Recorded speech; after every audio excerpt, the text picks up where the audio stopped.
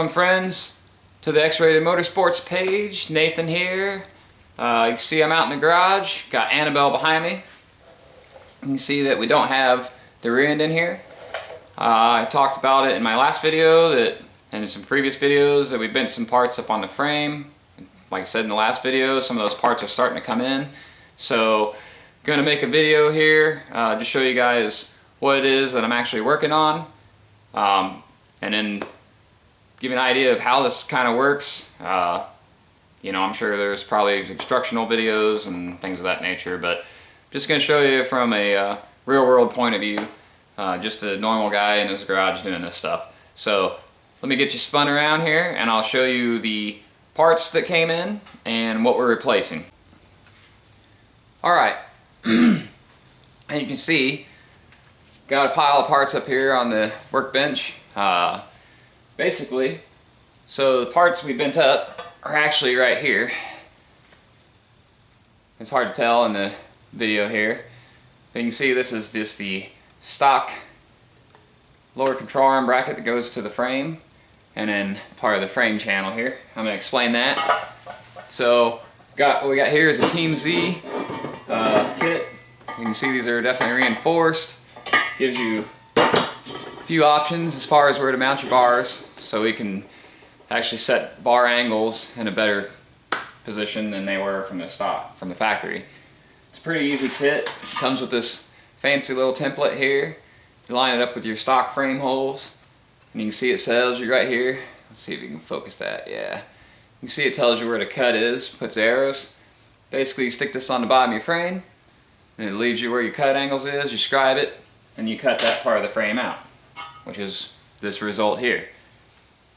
So, I'm going to be putting these on, welding these into place with our factory ones, which will strengthen that up. Went ahead and got these from Trick Chassis. These are lower control arm brackets go on the rear end.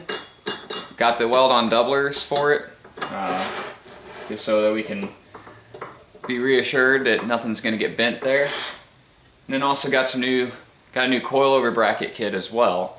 The coilover bracket kit that was on it worked, but it was not near as sturdy as this kit.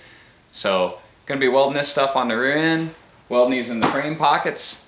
Today mainly going to be focused on getting these Team Z pieces in so we can get that on, and then we'll work on the rear end next, and then just keep on rolling with this project. Like I said, we're going to be putting new gears in the rear end and all new shocks all the way around on the car.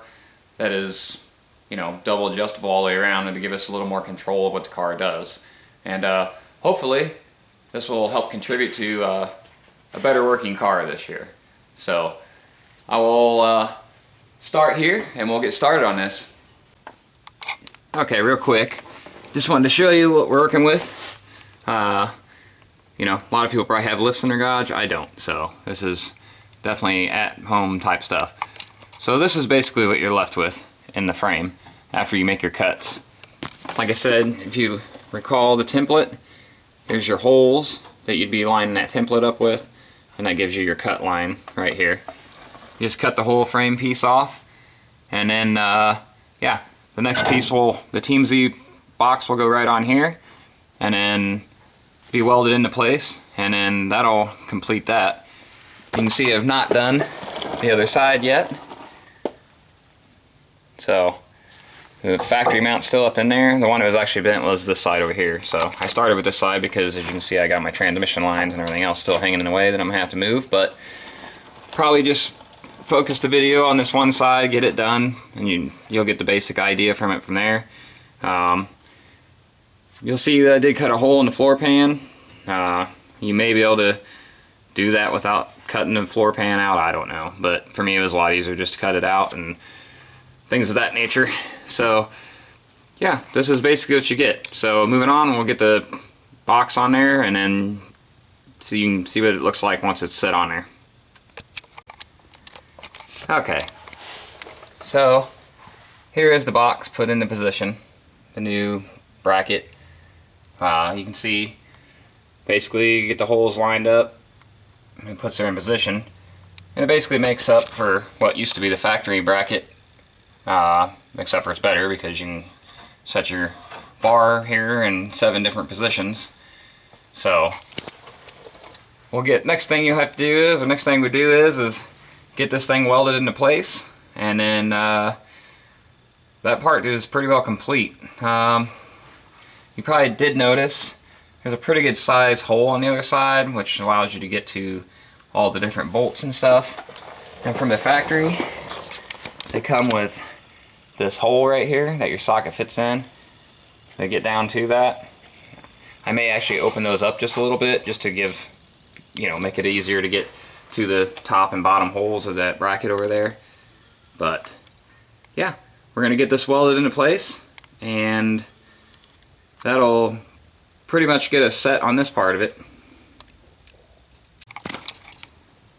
Okay, so now we got this piece all welded in.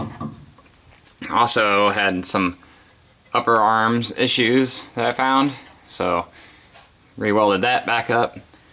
Part I wanted to note here real quick, you notice there's this brace that comes from here to the frame.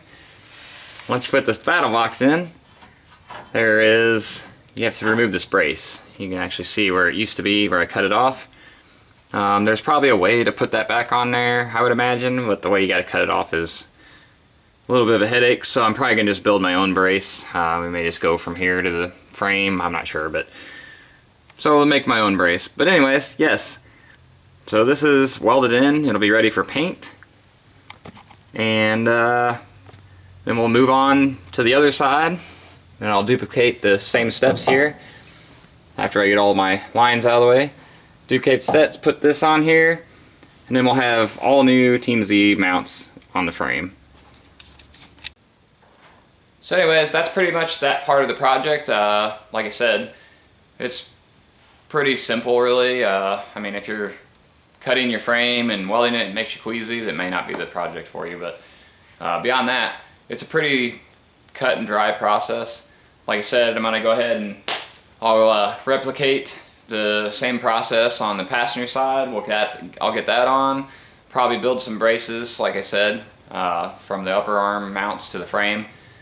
And then I'll move on to getting the housing in there, and then we'll weld the new lower control arm mounts on the rear end, and then get the coilover brackets put on there, and then I'll have to re-weld my anti-roll bar brackets back on. But yeah, we're getting closer to getting her in together. And then there's going to be a few other projects we're going to do on this car. We're relocating the nitrous bottle into the passenger side of the car, things of that nature. But anyways, appreciate you guys following along. Make sure you hit the like button, subscribe, give us a comment, whether we're doing good or bad, either way. And look forward to more projects, and hopefully pretty soon weather will change and it'll warm up and we can actually start going and making test passes in Annabelle and getting ready for this new season. But yeah, follow along, and we'll see you next time.